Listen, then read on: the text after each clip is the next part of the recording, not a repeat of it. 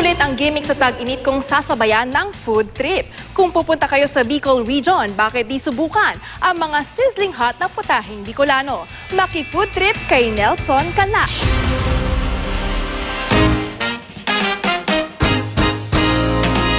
Purong dahon ng gabi na pinakuluan sa gata. Yan ang pinangat na kilalang produkto ng Kamalig Albay. Ang espesyal na longganisa ng Ginobatan Albay, swak na finger food, iterno mo pa sa suka.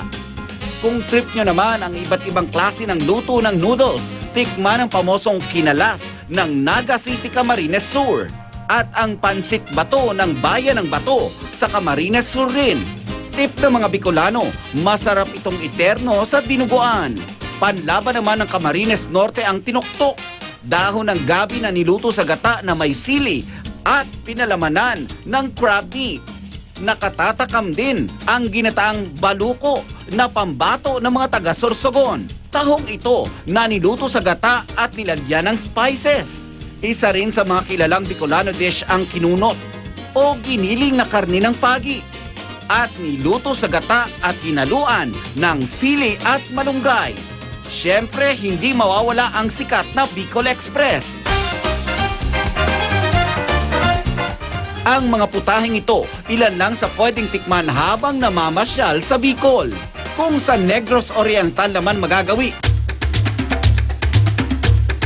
Nariyan ang bayan ng Siaton.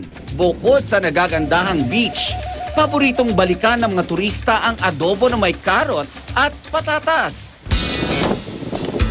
Matapos ilagay ang suka, toyo, asukal, paminta, isusunod ang native chicken sa kalalagyan ng carrots at potatoes.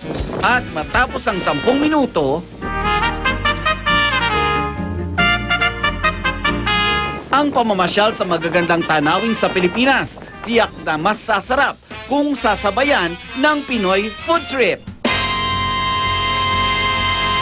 Nelson Canla, Katutok, 24 Oras.